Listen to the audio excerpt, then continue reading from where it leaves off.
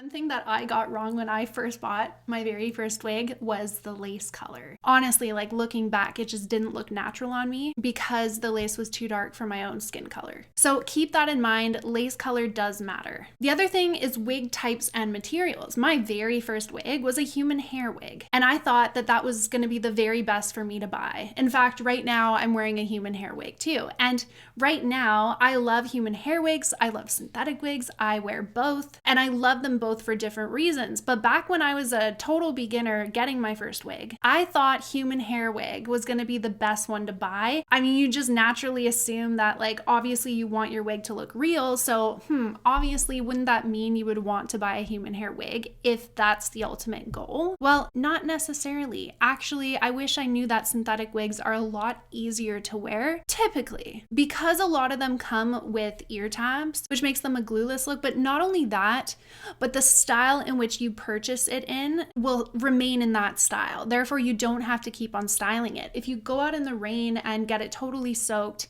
it's going to dry exactly the way you bought it. It's going to dry perfect. Same as if you wash a synthetic wig and then you hang it to dry, it's going to dry in the exact same style you purchased it in. Cuts down on prep. And if you're not good at styling hair in the first place, synthetic is really my best recommendation to you. Start there. They're cheaper than human hair. The style's already set in place. You don't have to nitpick about it. You don't really have to worry too much about it. It's already going to have a beautiful look to it. Whereas with human hair, you do have to take some time and you do have to style it. I literally spent almost 2 hours on this human hair wig before popping on to film this video for you because I had washed it recently and then it dries and I didn't want to wear it in its dried out style. I wanted to wear it like actually styled. I wanted it to be sleek. I wanted it to have like a nice shine and look healthy, move well. So that's why I spent this much time straightening out every single hair and putting product on it. So human hair just in general does take a lot more maintenance, upkeep, and you have to style it. So if you're not good at styling hair, but you want to have hair that looks styled, get a synthetic. Synthetic ultimately is the easiest to start out with, in my opinion, unless you're ready to style your hair, you're ready to put maintenance into your hair, and you just ultimately really want to wear human hair. But just know what you're getting into from the get-go. The next thing I really wish I knew with my first wig was the cap constructions. Like, I really didn't understand what I needed and what were all these things. Like, what is a lace front? What is a mono top? What is just a full around lace wig?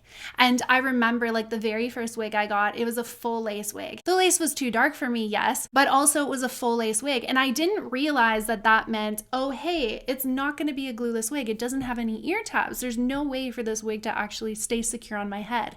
And it's funny because the place that I went to like get my wig consultation, they didn't tell me this. They didn't tell me anything about this. And looking back, I'm a little shocked. But looking back now, I think that maybe they just didn't know. And that's fine because, you know, people are hired to work at these boutiques and these stores and these wig shops just to be there to sell wigs and offer support. But it doesn't mean that they wear wigs themselves, and it doesn't mean that they know everything either. So of course, give everybody the benefit of the doubt, but just know that just because it is a wig shop and you're going for a consultation doesn't mean that they're going to have all the answers. So I definitely wish that I brushed up on some facts before getting my first wig because the store I went to wasn't able to answer my questions or even provide me with information that I might need to know moving forward, like the lace was too dark for me. So the fact that I bought an all-around lace wig meant that I would have to glue this wig down or else I'm going to get some lace flapping right here by the temples or close to the ears. They didn't tell me that that was going to happen. I just thought, oh, hey, I can put this wig on my head when I get home.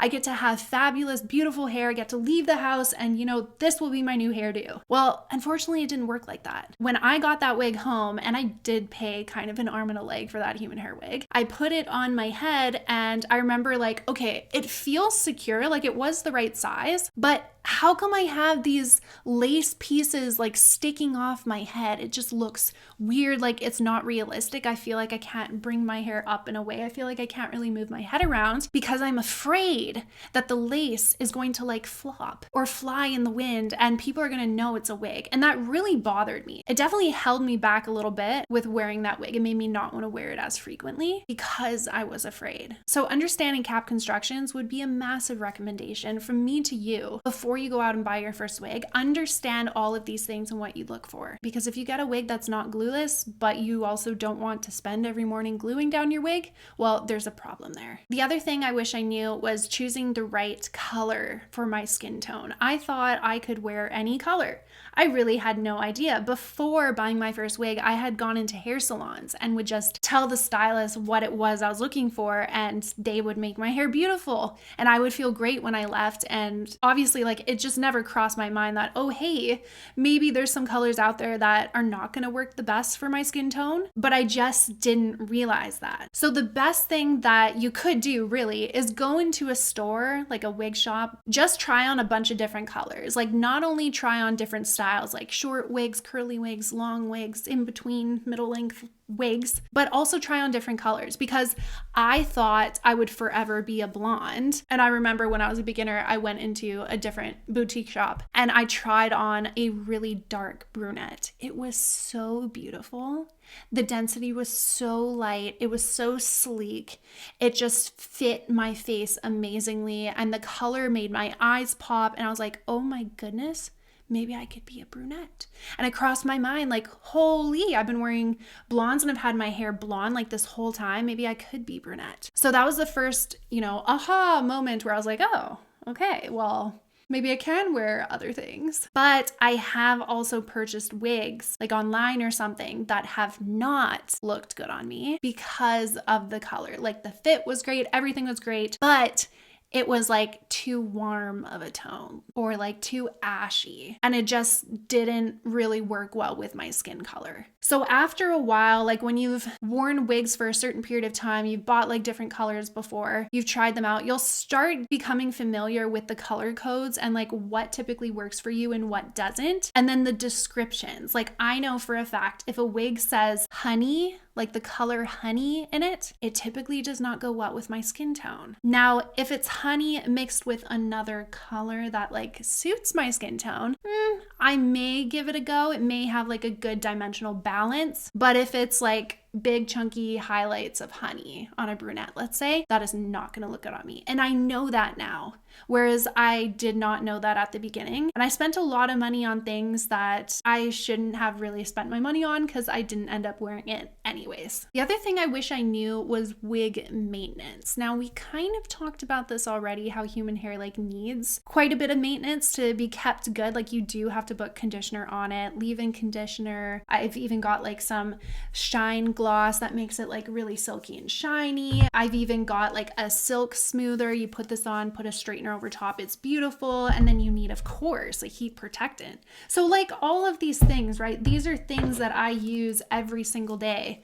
Boar bristle brush, wig wax to keep any flyaways down. Like, you just don't realize getting into wigs that it's gonna be kind of a situation of, okay, yes, I'm gonna have to do all this maintenance on my wig. Kind of like real hair. When you really have nice hair, you see someone on the street who has amazing hair, you can bet they take good care of their hair. So it's kind of a similar thing. Just because you're buying a wig doesn't mean that you're now exempt or excused from putting maintenance into your hair and actually taking care of it. Actually, you have to do about the same amount of work. And even on synthetics. Synthetics also require work. So if you have a heat-friendly synthetic, you're gonna have to put heat onto it, or that wig is not gonna last you long at all. And if it's a regular synthetic, you should not be putting heat like from a hot tool. If you're using heat, it's gotta be like a wet heat, like a steamer. That can really manipulate the fiber and make it soft again, or at least get out the fuzzy, like frizzy mess.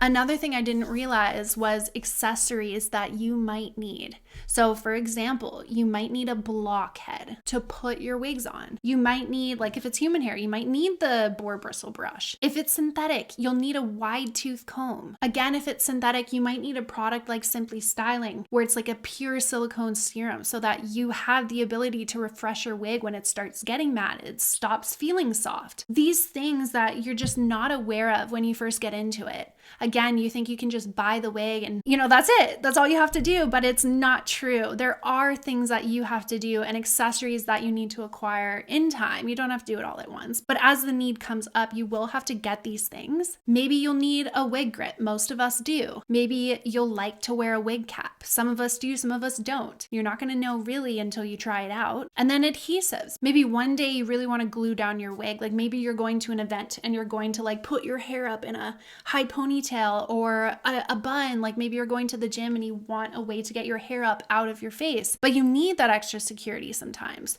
So having adhesive on hand might be a really good idea. There's tapes, there's glues, there's sprays. There's lots to become aware of. And this is supposed to be something fun. So although I'm sitting here listing all these things like, oh, you have to do this, you have to do that, I don't mean it to come off that way. I don't mean it to sound that way. Wigs are really fun. Please don't get me wrong. It's been such a joyous ride. And so many of us, put it down in the comment section if you've had this experience too, where you started out like kind of rocky, but then as you got going, you realized, oh my gosh, this is actually really fun. I'm a little addicted to wigs. I'm obsessed. That is exactly how I feel now. Wigs change your life. They change the way you look. You can change it up so often. Just like you change your clothes, you can change your wigs. They can make you feel different ways. Like I can't tell you how good it feels now because I've suffered from hair loss. And that's a story for another time, but can't tell you how good it feels to now be able to run my fingers through my hair and have it come out this silky, soft, and smooth, guys.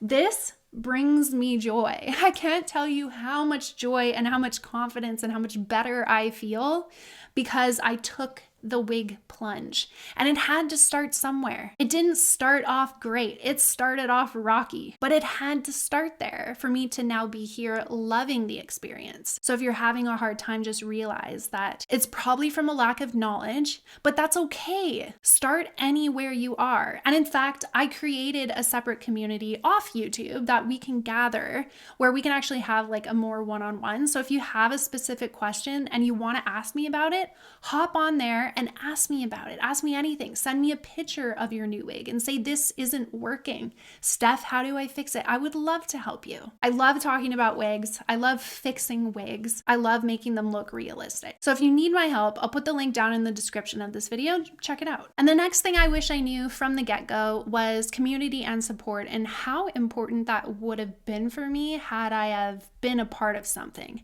I remember going on YouTube, like this was a long time ago, guys, and I was trying to find people who wore wigs and trying to learn things that I didn't know. And I just remember not seeing a lot of people who looked like me, who I could relate to, who were wearing wigs that I myself would want to wear. And I remember feeling like so lost and so alone, like I had no one to talk to and I didn't know how this worked. And no one in my family wanted to wear wigs. Most of them have beautiful hair. So I remember just feeling like so alone, going from looking a certain way with having nice hair to begin with and then just, Graves' disease hit and I lost my hair. I was so devastated, among other symptoms that I was dealing with that my disease handed over to me. I was so overwhelmed with my disease and so overwhelmed by the fact that I lost my hair. It was so thin, so bad. And I wanted to get into wigs and just like had no way to do it. Like just, oh my goodness. If you're sitting there thinking you know nothing, well, I knew less. So if there was hope for me, there is hope for you. Community and support is so important, especially if you're struggling. Ultimately, I would try and get into a community or have a support system of some sort. If you have any other friend that's also struggling with hair loss,